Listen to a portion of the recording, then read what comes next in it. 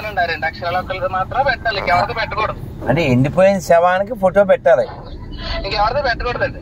అంటే వాళ్ళు ఇప్పటికి శివుడు వద్దు, వాళ్ళకి శవం కావాలి కదా. అంతేనండి. శవానికేమో రూపం ఉండదని చెప్తారు, యేసు అనే శవానికి రూపం లేదు అని చెప్తారు.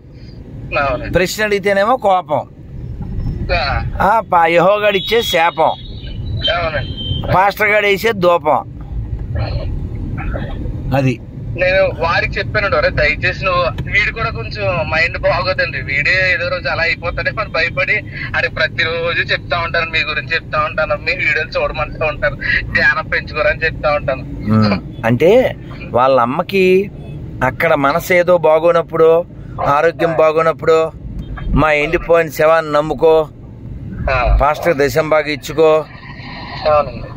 ఇలాంటి ఉపన్యాసాలు వింటుంది. ఆ విధంగా ఆవిడ మనస్సు పాడయ్యి అలా నాశనానికి ఇదే నాంది పలికింది. పేరు చూడండి, లక్ష్మి ఏంటండి.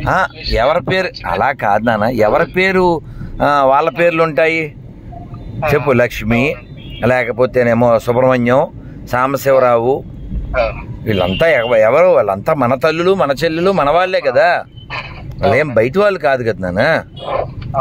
కాబట్టి వాళ్ళ హృదయాలకి ఆధ్యాత్మికత అనేది చెప్పబడలేదు కాబట్టి వాళ్ళు అలా పాడేయరు. నాన్న ప్లీజ్ ఎడ్యుకేట్ దెమ్ నాన్న ప్లీజ్. మనం గుడికి వెళ్తున్నాం, చాలా మంచి రోజు ఇవాళ.